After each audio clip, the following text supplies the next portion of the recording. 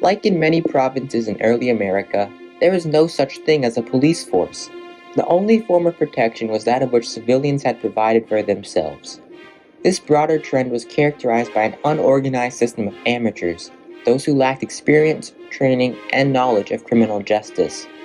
In the province of New Hampshire, there were the watchmen and the constables, and sometimes these were the same group.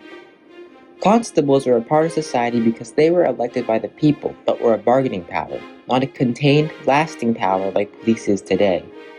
Records from the town of Concord, New Hampshire show that a constable not only kept streets quiet but was also a tax collector, 1732. Constables are also present in the province of Massachusetts, which was split up by the Missouri Compromise of 1820 to create the state of Maine.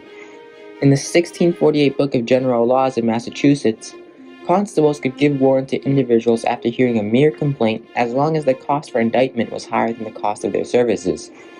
Clearly, the constables could provide their services if there was a measurable profit. Likewise, there were no defining civil liberties that protected citizens from unjust persecution because the constables could only be persecuted for infringing upon the will of the state. Compared to their title in U.S. law, Justices of the Peace, they executed their office to appease the king and the governor, not the people. Another early form of police was the night police. Other names were the watchman and the constable's watch in Maine and New Hampshire. The night police were responsible for guarding cities against various forms of disorder, such as fire, crime, and civil obstruction. Their roles are very similar to colonial constables and sometimes were the same. In some cases, the night police transformed into a local police force because they were more established than county constables in local protection. In an 1853 report, the town of Concord had a night watch. In that same year, the charter established the city of Concord, which spontaneously established the city's first police force. A similar development took place in Portland, Maine. According to rules and regulations for the government of the day and night police of the city of Portland, Maine, 1849, there is record of an established day and night force that was controlled by the deputy marshal. He had hours of patrol and union with his forces to watch all gaming establishments, to arrest rogues, to report fires, and to appoint captains of the city watch.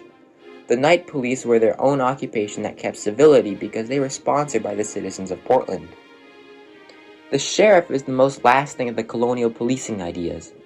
Unlike the constables, which were elected by the people, and the night police, which were a civil occupation, the sheriff was appointed by the governor. In an act appointing the sheriff to have the keeping of the common good and the prisoners therein, in the province of New Hampshire, it was the sheriff's job to preserve liberty that was similar to that of Great Britain. This was an occupation as he was paid £2,000. At the same time, he had the greatest discretion of any early form of police. He led the other forms of justices of peace, and he was appointed on a county basis, unlike constables or night police that were local. Progressively, constables, night police, and sheriffs exemplify the shift in power on the state and local level. Nationally, the trend was for the U.S. military to protect its citizens from threats like Great Britain in the War of 1812. At the Maine and New Hampshire levels, these forms of protection lasted through the American colonies and adapted into the United States.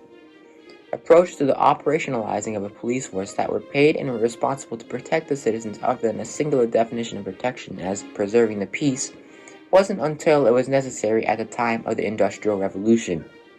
Obviously, this meant that there were a multitude of efforts these groups had with no lawful parameters, safeguarding citizens from brutality or injustice.